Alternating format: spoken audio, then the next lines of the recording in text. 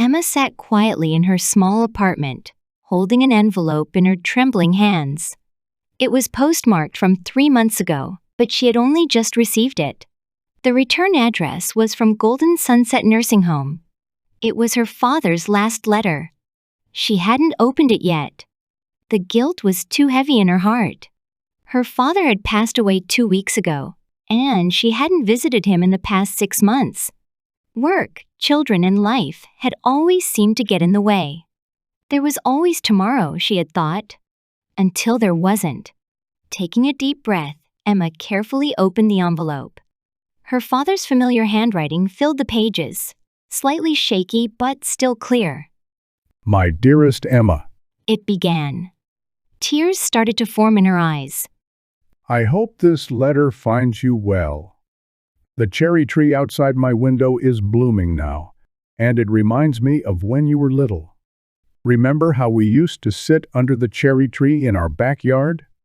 You would wear your favorite pink dress and make flower crowns while I told you stories. Those were such happy days. Emma's hands shook as she continued reading. Her father wrote about his daily life in the nursing home, about the kind nurses, and about how he missed her. There was no anger in his words, only love and understanding. I know you're busy, sweetheart. He wrote, Life moves so fast these days. But I want you to know that I'm proud of you. You've become a wonderful mother and a successful woman.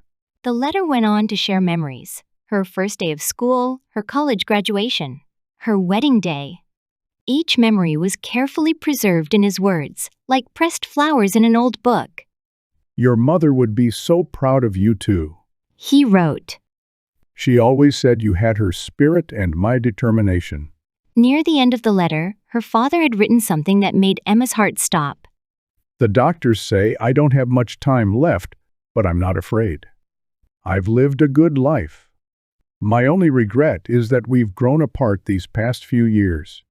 But I want you to know that I understand. Life gets busy, and we can't always be there as much as we want to be. The last paragraph was shorter, the handwriting a bit messier.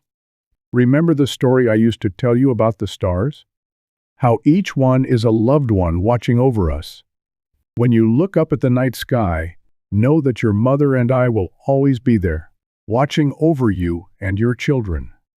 We love you, Emma. We always have, and we always will. Emma clutched the letter to her chest as tears flowed freely down her face. Outside her window, the night sky was filled with stars.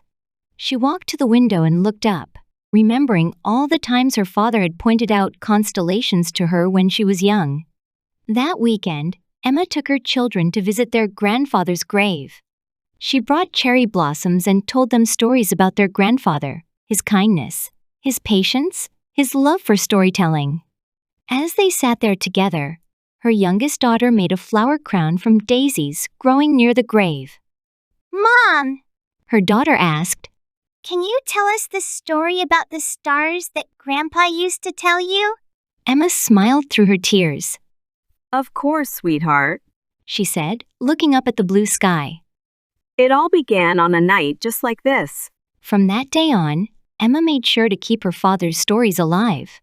She wrote them down in a journal, sharing them with her children just as her father had shared them with her.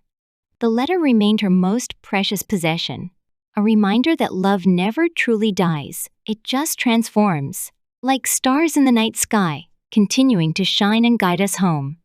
In her heart, Emma knew that though she couldn't change the past, she could honor her father's memory by being present in the moments she had with her own children.